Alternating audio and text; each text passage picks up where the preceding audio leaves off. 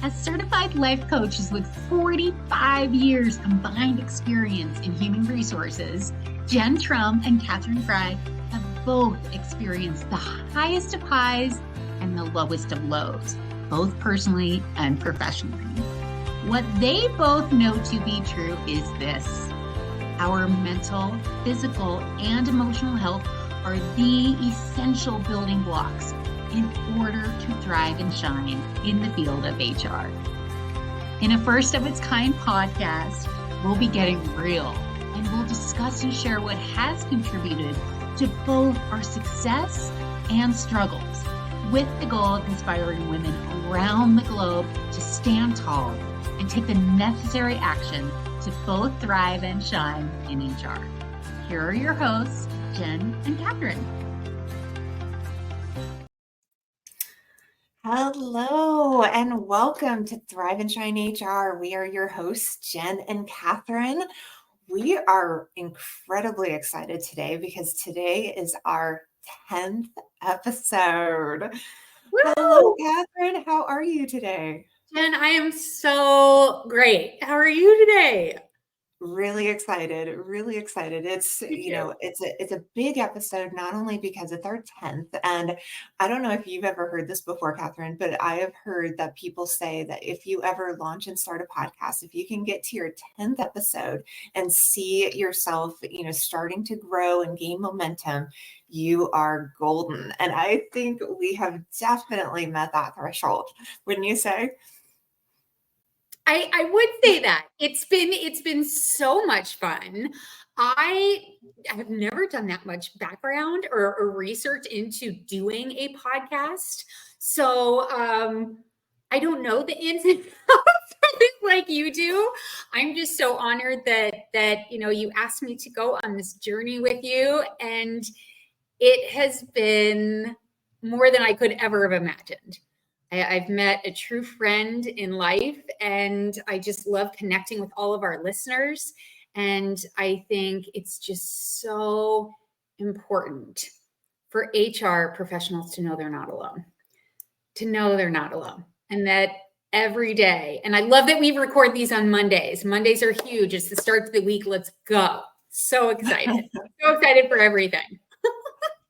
Oh my gosh. Yes, let's do this. So today we are talking about a subject that you and we had a pre-show yesterday morning. And what was so funny is both of us spent our first 20 plus years in HR completely thinking that we knew how to listen, right? Completely thinking like, I'm a good listener, right? And pretty sure it was on my resume, like towards the top. Great listening skill.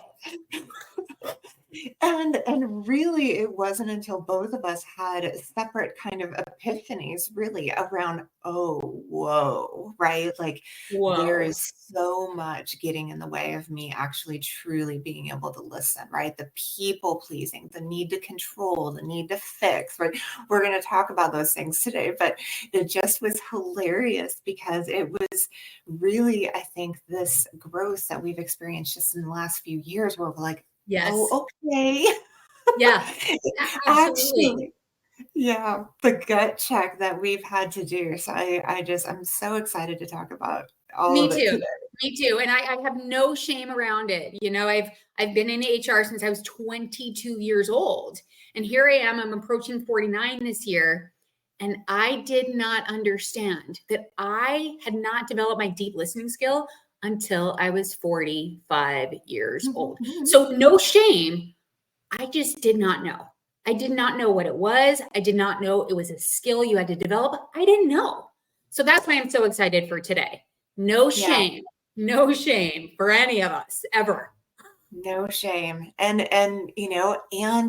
that it is actually like a normal thing to feel too, like, at different times. And so like part of what we're here to do is help to, like you said earlier, say, we're not alone. You're not alone. No, there's nobody alone out there. And so when it comes to some of these habits, perhaps that we've participated in when our listening ways, that we can correct them, we can become aware of them, and we can shift them. So, well, let's get into it. So why don't Let's do it.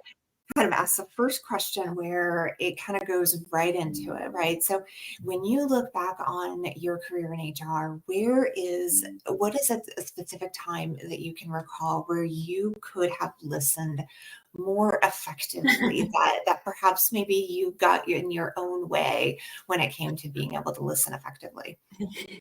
How long is this episode, Jen? I could go on for a long time. I just have to talk about not being able to listen right now. I'm looking at my background. So anyone who is watching the live stream of this, I'm not in a hospital. I'm down in Miami. I'm meeting my coach in person for the first time tomorrow. So if you are not necessarily listening to both Jen and I right now because you're too distracted by my background, that's just one indication, right? One indication that we do have some opportunity to learn how to listen and not be distracted by the things going around. So the example that comes to mind is when I was doing an exit interview in my last 9-to-5 role. It was with a male who I had recruited based on what I thought the company culture was moving toward, meaning more driven, more focused, more high achieving. So I hired this person who fit all of those things. And it turns out culturally, the organization didn't want to shift. I'll just leave it at that. So this employee, I had personally recruited him, super intelligent, MBA, highly educated. I recruited him and it was a bad fit. So during the exit interview, I was really not able to listen because one, I had so much shame around the fact that I had hired somebody that didn't work out. He actually brought this long list of things he wanted to talk about. His wife is in Six Sigma.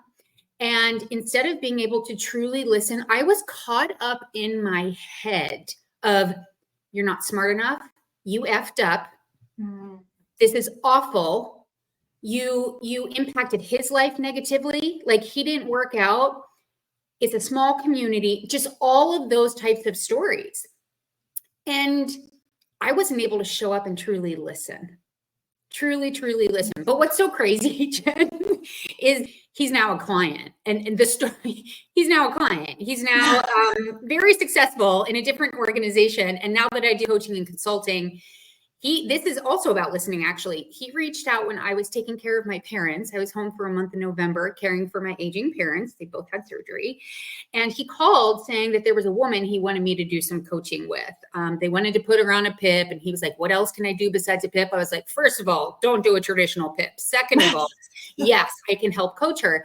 And then it just sort of fell apart. Like, didn't really fall apart, but he emailed back a couple weeks later and was like, we went a different route. So I thought, again, I'm not smart enough. I wasn't truly listening to what he was saying. We went a different route. I made that mean certain things in my head. And turns out they really did just go a different route. They were able to retain her. And he just hired me to do a half-day learning session with his administrative team that is on April 10th. So my point is this. We have to learn that in order to deeply listen, we have to get out of our own heads. It's not about our lack of intelligence. It's not about our self-doubt. And not only do we have to do a better job of listening to others, we have to truly start listening more deeply to ourselves and the narratives we're telling ourselves that are disempowering and not serving us. And frankly, totally untrue, but we've been telling ourselves for so long that we believe it to be true. I just went into a lot. Wow. That was such a great story. I mean, like my heart is pounding right now because like just being able to like come to this place, in that situation and really recognize what it was that were attached to, what you were holding on to and what was Oh really my difficult to God. let go and be aware of and conscious of. And like, as you've been able to strip that away, oh my gosh, Kathy, that was that, yeah, that was I went amazing. all over the place, listening to ourselves more deeply, but other people too. And yeah, I'm super excited to work with him, by the way. Yeah. No more fear of the smart guy. I'm ready. We're teaming up. Let's go. That's amazing. Well, it's so wild because I have a similar, yet very different story, but it's Yeah. like really interesting because I used to work in hospitality. And so working in hospitality, there were several restaurants within the hotels I worked at. And we had very atypical, chef type personalities. And one of those Oh. personalities was someone that I really, really struggled with, and yet also really, really like bonded with in certain ways. And it was very Oh. interesting because I think ultimately it created a really challenging dynamic when kind of the shit hit the fan, right? Like we got into a situation where he was, you know, really struggling behaviorally, right? He would lash out. He would, do the typical type of chef behaviors. And Yeah. then, the GM at the time and myself, we would bring him in, we would talk to him about it. And he, would always, kind of have this attitude about it, right? Like there was immediately the wall that goes up. It's not me, it's them, right? There's immediately kind of this perception of, Wow. he's, somehow, being set up and, like it was really so challenging with this individual. And I remember so clearly at the time that in my head, all I could do was try to like come up with the reasons why it was his behavior was wrong and bad. And what I really was finding for myself was that I didn't I didn't it's not enjoyable, right? Like when you're dealing with another individual who is very emotional and triggered and that sort of thing, what we want to do, I mean, there's like the fight, flight, or freeze, right? Which we all know. And All then heard there's it. fawning, right? And so for myself, that's exactly how I would show up to try to diffuse and shut down the situation, right? And so rather than like really just being present with what was and allowing what was without trying to kind of fix it or manipulate Yep. it or change it in any way, I I really would, yeah, and that's kind of where I would get stuck with this individual. And so ultimately, he kind of found himself in a corner and we ultimately had to Mm. let go. And so it was really tough because in retrospect, had I gotten out of my own way and let go of the things I was kind of attaching to because I didn't want to be in that discomfort. The other thing I will say too is he was a pretty heavy alcoholic, which is very, very common for people in the food industry and Oh restaurant yeah. industry. Oh And so yeah. as someone who also was silently hiding and drinking daily and that sort of thing, to really kind of allow that person to just let out what they needed to let out in a space that was safe, I would have needed to actually have been okay with allowing that truth within myself. And in those years, I was not. So as we know, I am now. But it's like in retrospect, I think Mm. some part of a wall that I put up, and I think so many of us put up, is because of a fear of somebody seeing inside, somebody seeing something that we keep, hidden or closed off. And I think in that circumstance, in retrospect, there was a lot of that happening as well, where it's like, oh no, if I really let this in, the truth of it is going to be too painful. So Mm. Yeah. So I think, exactly going back to what you said, as I am now kind of in a place through coaching and through my own mindset work to be able to kind of look back on that, that was one of the biggest of my lifetime, where I can see how, if I could have shown up differently for someone now. And like you said, now having a relationship with the individual that you had worked with before, this is someone that I now have become very, very close friends with.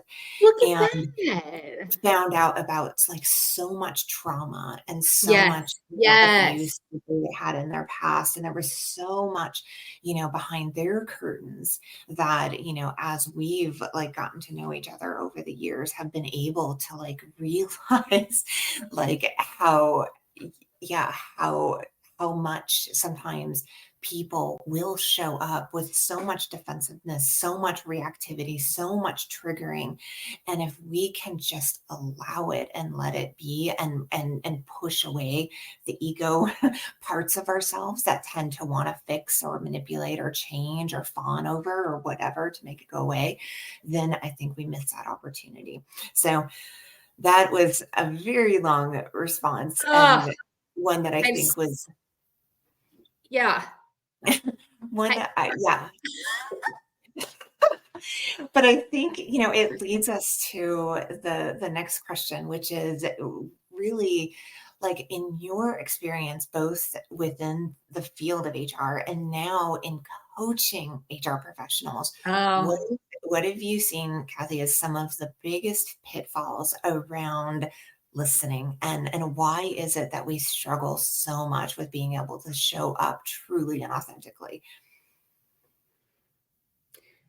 the two that came up for me, in my 9 to 5 world, and now that I coach HR professionals, the two that are predominant are, it's so funny because you were just talking about it. We take things personally. We take things personally. And when we do that, we don't have the ability to develop that transformative and essential communication skill of deep listening. Mm-hmm. So I know we hear this a lot, that we make it about ourselves. But I think when we do think about it, Don Miguel Ruiz wrote The 4 Agreements. It's a very famous book, so to speak, but he also wrote a book called The Fifth Agreement, and it's the application of the 4 agreements. And the book's, this big. And my greatest takeaway from that 5th agreement book is the greatest battle we will ever have in this lifetime is the battle in our own brain. It's that battle that we have. And if somebody comes into our office and says, hey, do you have a second? And you start thinking, I don't have a second. I'm behind on my deadlines. Oh God, here's this person again. What do they want now? All of those types of things. That is a battle in your own brain. Mm-hmm. You're not truly even able to show up for that person. Maybe that's not right on point with taking things personally, but you're making it about you. You're not saying, of course, come on in. You're not truly able to just sit and be with that person and realize the greatest battle in their lifetime is the battle in their own brain. So help them with that battle. Help them see their thoughts. Are they disempowering them? Or are they empowering them? And in order for you to get to that space, it's so, so, so important to just understand that when we're taking things personally, we truly are not able to listen, period, let alone be a deep listener. And then the other thing that I find with my clients, the root of everything is, when we get in our own way, is self-doubt. We don't believe in ourselves. We don't believe we can do it. And oftentimes we overcompensate. I see this all the time with my clients. We want to give an answer right away. We want to show that we know the policy. We want to show that we can help, and we answer right away. And that's not listening. You're not really listening. You're not getting to the root. You're probably just scratching the surface level. And deep listening is really about allowing that person to show up, communicating in a way that encourages them to open up, be more honest, and really get to the root, and not just be scratching the surface. Got to show up totally differently in HR. What do you think, Jen? Yeah. Damn, it's so good. I mean, the nuggets you were dropping today, Catherine, is like, yeah. It's Thank Q2. you. It's April 1st. Yeah. It's time to go. No, Q1's done. Let's go. I will ditto everything you said all day, every day. And I will really kind of add on to that. And I think for Please. me, it's really, so much of that, like continuously checking in with myself and that present state of mind. I think one of the people that really like shifted my mind more than any other was Eckhart Tolle. And it was when I Ugh, read The Power of Now. And when I read The Power of Now, something went I love that. I love and that. when that happened, I just really found like myself starting to like recognize it's that constant checking in. It's not, it's not something that we do occasionally. It needs to be something that we do No, continuously. And really it's about like, where is my ego right now? Where is, how am I feeling energetically about the situation? Do I feel like I have something to prove? Do I feel like I need validation? Do I yeah, feel like I'm trying to control the situation in some way? Like, what is going on? And I think that is really what has kind of shifted the dial for me. And so, and that's where it's so much fun. And I think what you and I talk about is like, once you start on that path, there's no turning back. There's really not, because you start to like realize, oh my God, it has been me. It's been me all along. It's really just in how I'm showing up and how I'm checking in with myself and making sure I'm leaning in fully into this conversation without feeling like I have something to prove or something to. So yeah, like I think that's been it for me, is like presence and like learning how to make sure that that's something I'm dialing into as much as I possibly can, because that's the only way to truly be able to serve.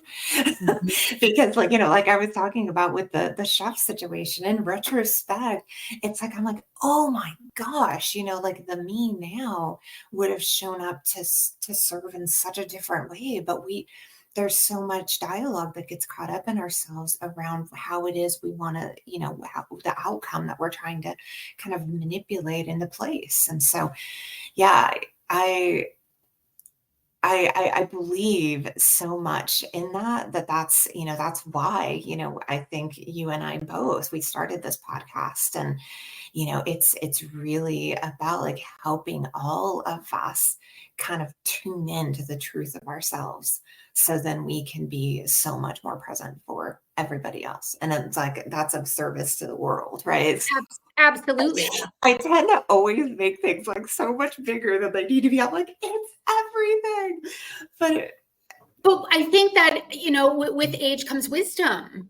And you just, at least for me, I don't want HR professionals to struggle in the profession for as long as I did, because it's just not yeah, necessary. yeah, I Had I know, been right? armed with the information I have today, I mean, no regrets, because what has happened in my life has led me to this exact moment. And I'm very happy about it. I just don't think, I just don't want people to struggle if they don't have to. I also believe, I'm talking out of both sides of my mouth. I believe that everything happens for us. And I guess there's just so much more capacity for us to, and I'm going exactly where you went, to impact the world as HR professionals, to have that positive ripple effect to the people on our teams, to the people in our organization. When our employees go home, it ripples out to their families, so on and so forth. And I live in Colorado. I'm down in Miami. Miami is this incredible melting pot of so many different cultures. I swear English is the second language on the beach I'm on. It's crazy. I love it. I love it. And I think about a conversation, I struck up with a lady on the beach yesterday, and just to have that moment and to really feel connected, to really feel understood. And what, I don't know, just like, I'm down here by myself. I had 2 chairs reserved. I passed a chair over to her family of 5 because I just thought, I don't need 2 chairs, right? Like, here you go. And just that ripple effect that we can have both at work, but also in our personal lives, of just showing up, having a conversation, but really, really listening, being in that moment. Sidebar, but just so proud of you for, just being, so brave and having that gumption to be where you are and doing what you are right now. It's so exciting. It's so fun. So we have every week, y'all, we do a poll. So this week, Yes. our poll was around where it is that we struggle with listening. So the question we asked this week was, what aspect of deep listening do you find most challenging to implement in your HR role? 1, remaining fully engaged.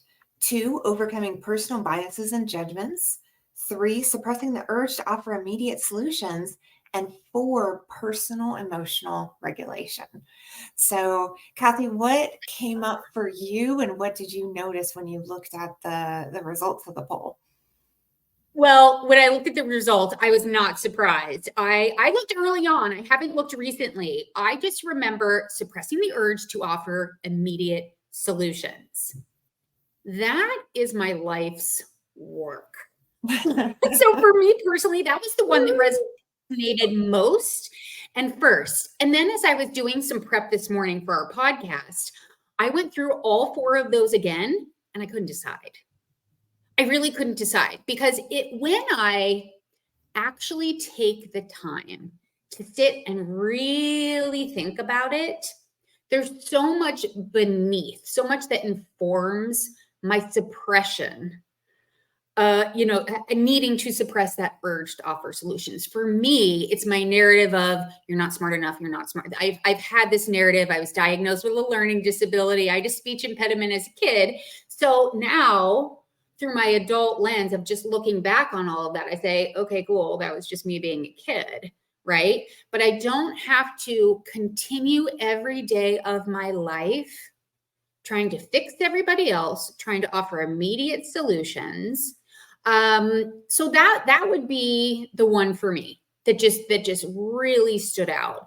And I do thought work every single day. And if you don't know what thought work is, it's something that, Jen and I have learned through coaching school. But to really just understand the why, really understand, why in the world am I offering immediate solutions when I am never, and Jen, I'm going deep here, but I'm never truly going to understand another human in this life. Like I can listen until the cows come home, but unless I'm like in that person's shoes, I'm never going to truly understand them. Does that make sense? Yeah. And 100% makes sense. And, what's so funny is like, by and far, the response that got the most responses, both on Facebook and LinkedIn, was that suppressing the urge to fix. I believe that. Yeah. And that is like, that makes so much sense, especially when really, like you're saying, actually, if you think about it, if you started asking why, if you started kind of peeling the onion on that, why do I do that? The other responses that's where you find the other responses, right? Like, yes, it really does come down to, like you were saying, if, we're in an uncomfortable situation that we just want to be over, right? Then there's going to be this tendency, and we're many times very much not conscious of it. There's going to be this tendency to want to make it go away. So that's the fixing, that's the trying to change, and all of that. And that's what we do, right? So if we can't learn how to just be okay with feeling the discomfort of what we're actually participating in, I think then we kind of then are seeing it as that fix and control piece, right? But for me, that was where, like I said, with like that situation with the chef, it was really like my inability to want to like be okay with the emotions that were coming up for me, the shame I was feeling because I also was struggling with alcohol, the discomfort I was feeling because he had a tendency to express a lot of times very valid concerns and frustrations, but in a really aggressive way, right? Like in a really, uncomfortable way. And yet I couldn't allow it. It was very uncomfortable. And Yeah. you have to know where the boundaries are, right? Like I'm not saying that it's okay to let anybody at any time abuse us. So it's like there are definitely boundaries to know, but I think for myself and recognizing what it was that caused me to want to immediately fix the situation or make it go away, it was so much more for myself around the fear of feeling what was coming up and Yep. why it was coming up. And so, what you said was so, so perfect. And I so, kind of just second it again, but it's like exactly the same. Well, you just added so much value there. You're making me think about terminations. And when we're sitting in a termination and we're thinking, I have to get out of here, I don't want to be here, right?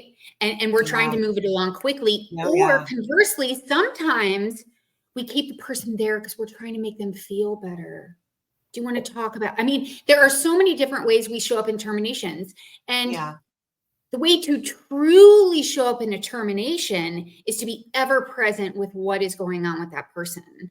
And chances are they're Yes. really not able to listen because they are so, chances are, not expecting it. Or if they are expecting it, they're in fight, flight, freeze, or fawn. Yeah. They're in their amygdala. They're not going to be able to think that with their prefrontal cortex. So yes, terminations are hard for us, and it's okay to acknowledge that emotion. But in order to be fully present and really listening during that conversation, it takes all senses. Yeah. I don't know. Yeah, you made me go there. Something you said inspired me to go there, I should say. And there's just so many things that we could be covering. Yeah. But We could talk for hours. That's exactly it though. I mean, that is exactly it. The more that I have like become aware and become more just truly present with what is, I Yeah. cannot be I can allow myself to detach from it. Yes. Right. I can allow Yes. myself to release from it. We were talking about that in the pre-show too, right? Like the releasing that can be done to some of the things that we didn't even realize we were holding on to in quite the way that we were. So yeah, I think it's a process, and it's certainly not anything that it happens overnight. It's something that has to be practiced upon in the way, like, I was saying with Eckhart Tolle, it's about just continuing that practice of showing up and being present and then doing it again and then doing it again. And then realizing, oh my gosh, now I can see so much more clearly and I can really be there for that individual, for this, situation in a way that's not so ego driven. So this is so darn good. Amen on a Monday. Amen on Monday. So, okay, well, let's shift it. Let's start giving our listeners some tools and some tips. So let's do it. how can HR professionals ensure that they can help create and I love this, an inclusive listening environment where all voices are heard and respected? So what are some of your thoughts around where can HR professionals start when it comes to helping create more inclusive listening environments? Ooh, this just popped in my head. I would say a question you can ask yourself is, how would I show up if I didn't know how to create an inclusive listening environment?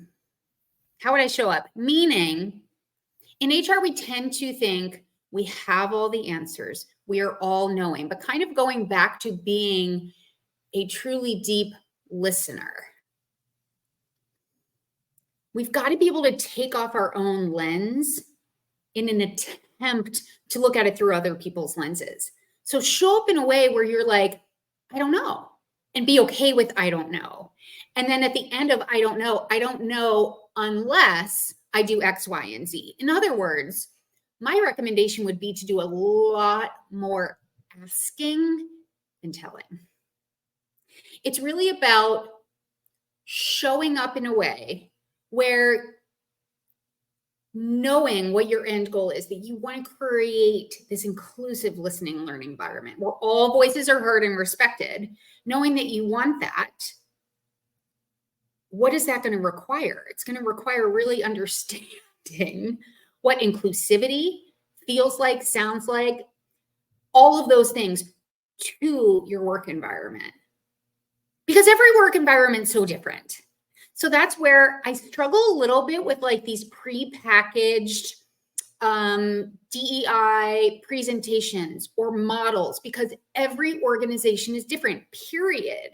Mm-hmm. So if you're bringing a third party in to do some customized training to help with inclusivity, to help with anything, just make sure that that third party offers customizable solutions, because one size fits all, it's going to be a waste of your organization's money. It's going to be a waste of everyone's time. And let's be honest, HR kind of ends up with egg on their face, because HR didn't take the time to not only really listen and understand what the organization wants, but to also approach it in a way that we're starting with asking versus telling.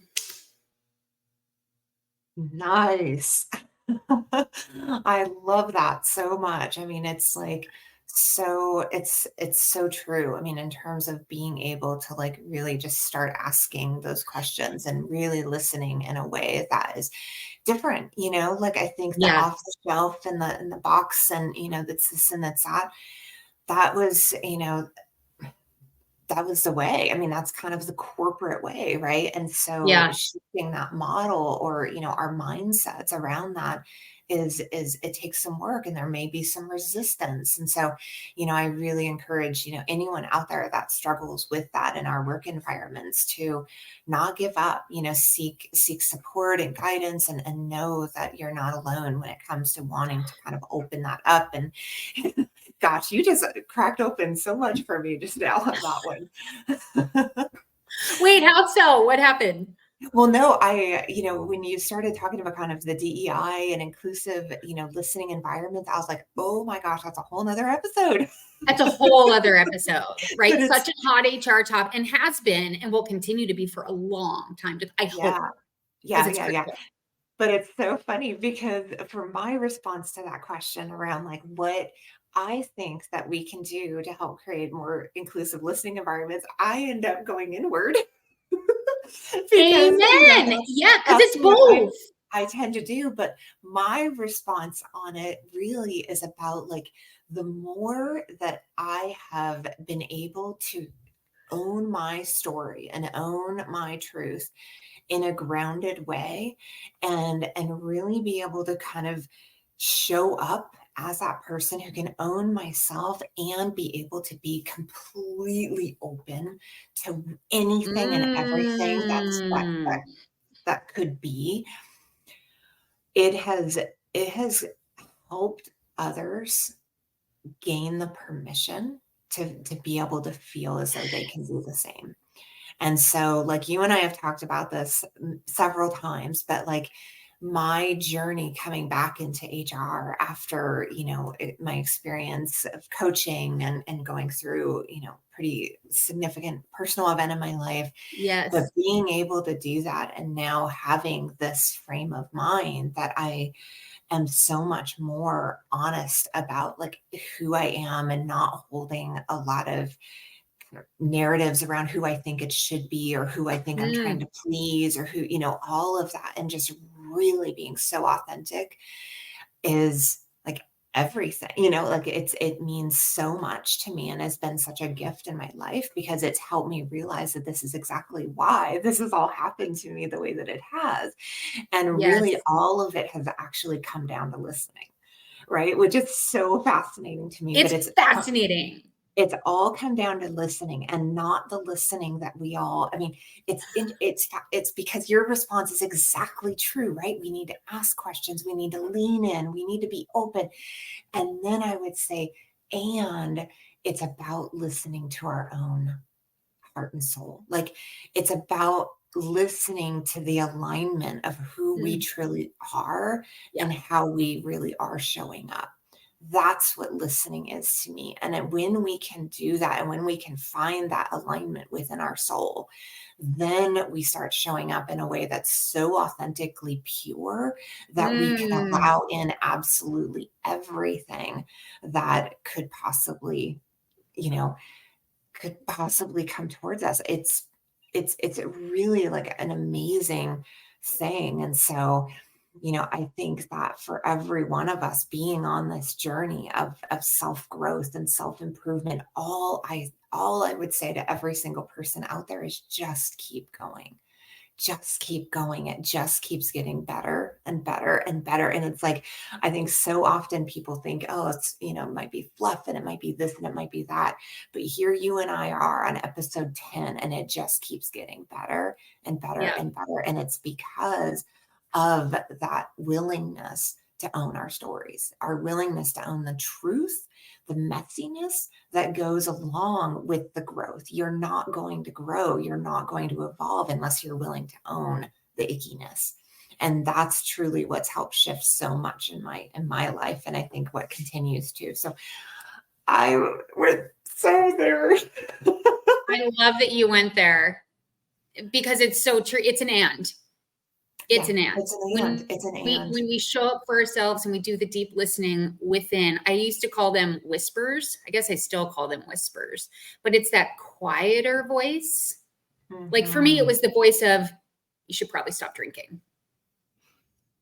That quieter voice that I didn't listen to until last year. And now I'm alcohol free. And for me, not for anybody else, for me, I had to really start listening to myself. And now that I'm alcohol free, talk about being able to listen, because I don't have a hangover, or I'm not fuzzy from the night before, right? I'm just able to show up in this whole new ever-present way and pay attention to myself and what I actually need. But also, it's just cool to be able to be there for others in a much more true and sincere way, because I'm not beating myself up over having that double shot margarita every night of COVID. I laugh about it because that's all I can do at this point. Tequila, that was my thing. Well, yeah, I agree 150,000%. I think, yesterday during our pre-show, we were talking about buffering, and buffering is really the thing that we use, right? It can be alcohol, it can be food, it can be smoking, it can be weed, it can be whatever, right? It's the thing that we use so we don't have to actually experience, things. And it's a way to escape, right? It's a way to say F it. It's a way to let go into something that feels more comfortable. And so what, you did for me yesterday. So I am someone who is really on a path towards releasing buffers, releasing anything that I hold on to that puts me back into a space that I'm not just truly myself. And so I just want to thank you as a friend and as a partner for listening and being there in a way that could be so fully present, because I had a slip. And so for the first time in a long, long time, I had a few drinks, and it was so ironic because the timing of it, there's just a lot that's piled up. And it's like, of course, it makes so much sense given the circumstances.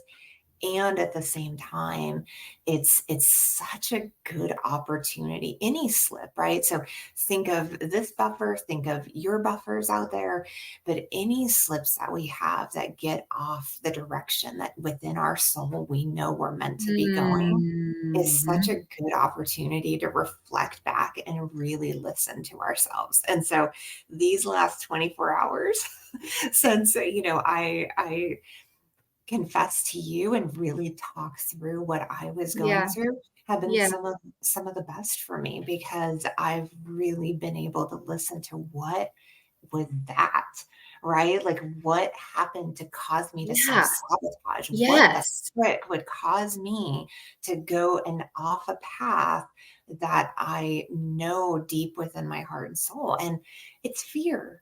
right? It's just Mm. incredible fear of, Yeah.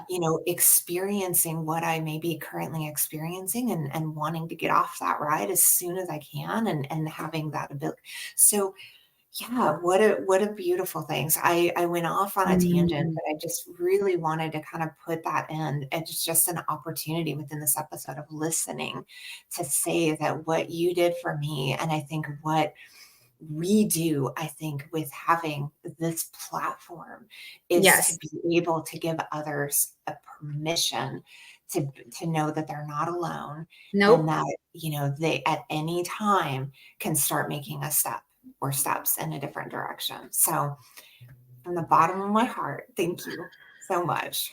Well, you're so welcome. And I'm so impressed that you brought this up today, that you're willing to share that vulnerability, that openness, that honesty with the world. And it just goes to show how true you are to your word, that you really believe we need to share. We need to be open. We need to be honest with ourselves. And this community that we're creating through this podcast is really, really important because we're not alone. We have each other. And buffering, I love that word. Buffering is exactly what you just described it. And as opposed to what I love about you, Jen, is that you don't indulge in shame. You indulge in curiosity. And you're like, well, what was that? What was that? And you go deep. And instead of building up more of a concrete wall through shame, you really are breaking that wall down by really getting to the root of what was that? What was that? I'm gonna figure this out. And I think I just commend you for going there with me, for opening up yesterday with me, privately, but certainly in this community as well. It's very inspiring. It's very inspiring. And I mean, obviously, I am alcohol free. So, Jen and I had a very interesting conversation yesterday. And one of the things I still struggle with is my disordered eating, for sure. I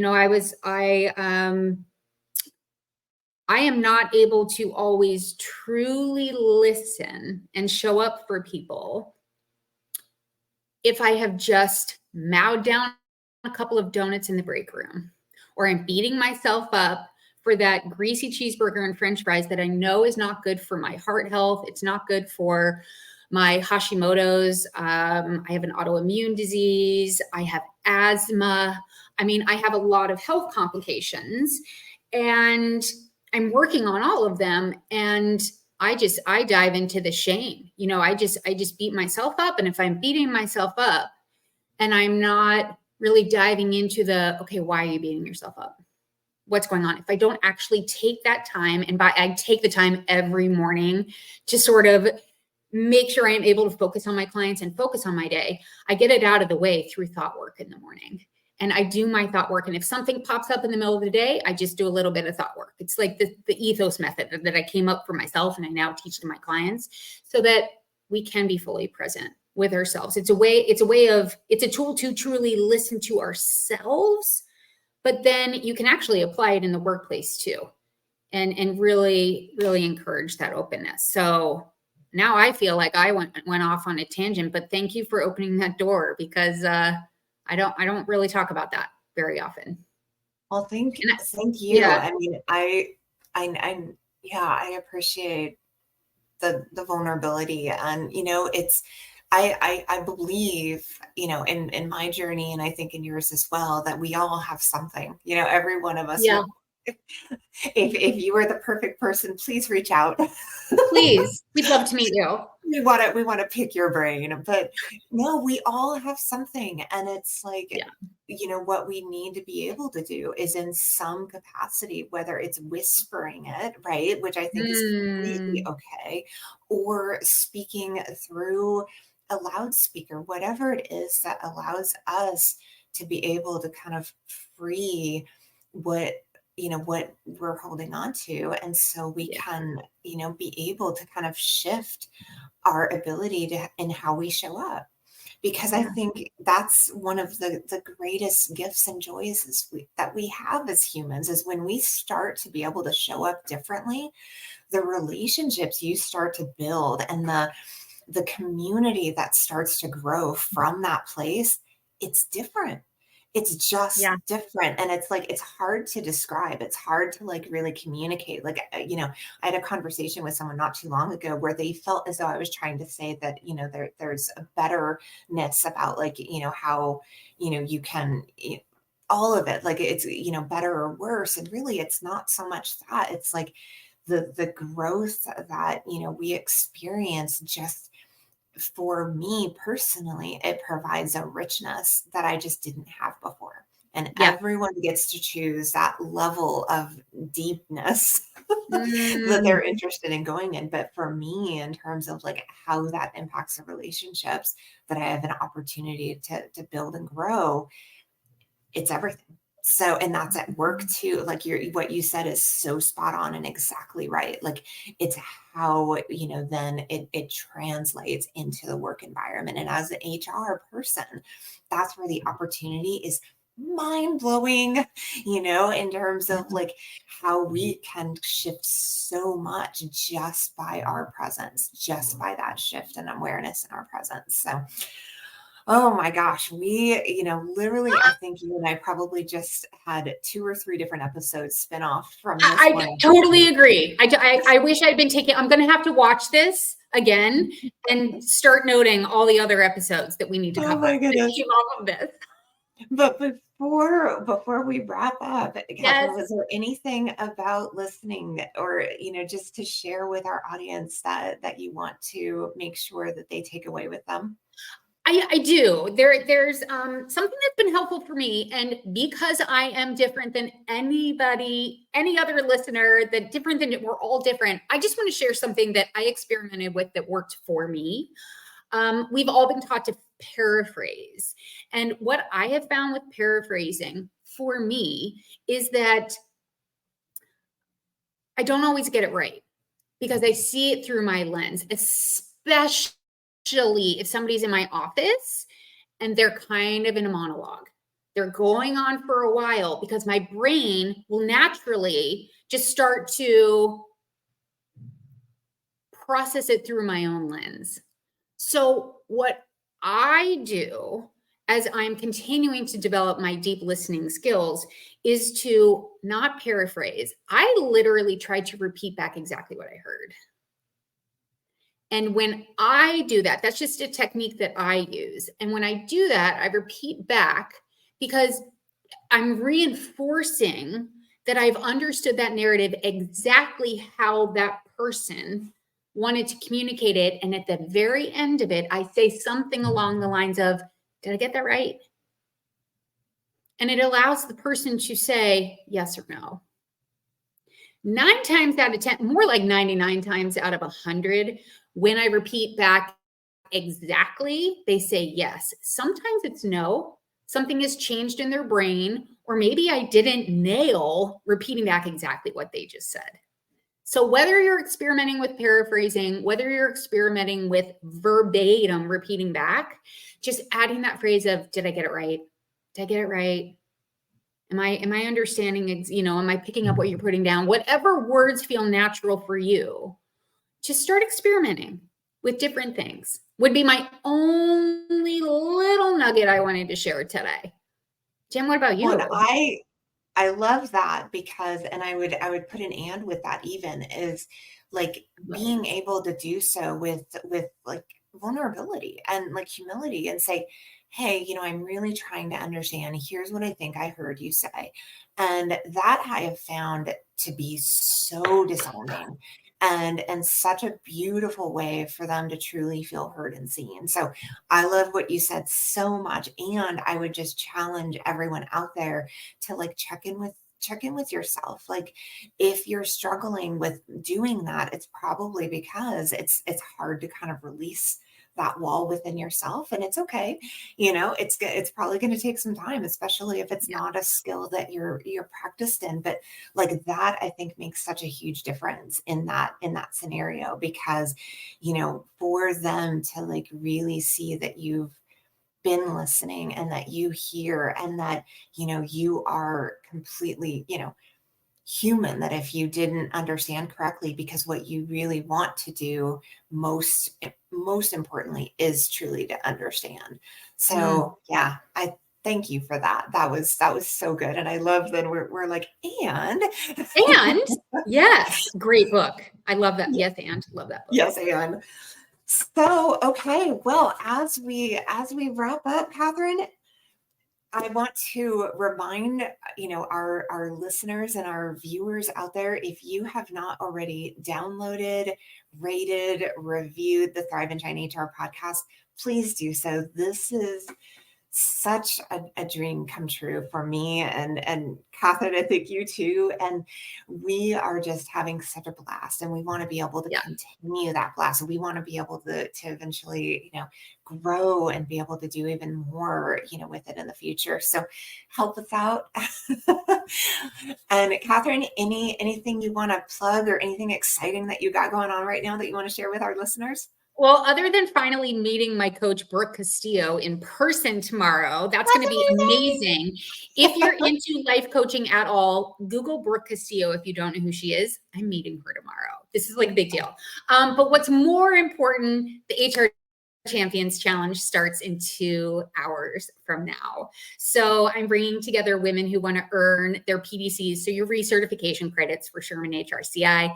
I have an app with 26 workshops that I have led in the last 6 months. They are ready to go. They're available on replay. But the challenge that we're doing in the month of April is to move your body while listening to them. So there's just a brand new, Jen, I don't know if you saw it, Jay Shetty's podcast, not in the Calm app, but it's the actual podcast. It's about being sedentary. And it came out this morning. I didn't have a chance to listen to it, but I was like, how ironic is that? HR professionals, we are hella sedentary on the average.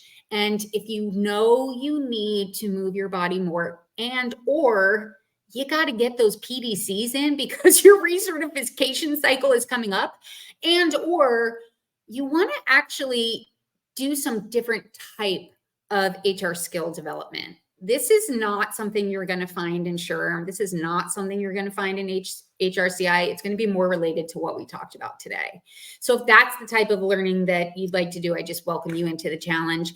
I was so inspired. We just announced this last week, and I couldn't believe the response that we got in just like a 24-hour period. So Jen, I kind of hinted at this, but I would love to tag team with you on future challenges, future opportunities for all of the HR professionals out there, because there's obviously a need, and I would love nothing more than to team with you and get some future challenges, whatever they look like, off the ground. I think it would be fantastic to tag team with you. Just saying. Damn, girl. Yeah, no, not only am I so excited to be joining your challenge starting today, I think I do have a meeting at the time. I'm so bummed about that, but I'm going to have to watch the replay. But all good. I'm so excited about joining your challenge, and I'm so excited about what's in store for the future, because me too. I'm really starting to, now that this podcast is, kind of growing in the way that we knew that it could, it's time for me to start thinking about what's next. So right now I don't have anything on my agenda in terms of programs or anything, because it's in the future. So first it's taking your program, and then us putting our heads together and putting together something amazing for the future. I can't wait. I love it. I love it. All right. Well, everybody, we are wrapping up today, but I want to thank you. We want to thank you so much for joining us today. And don't forget, every day is a new day to thrive and shine in the field of HR. Have a great day, everybody.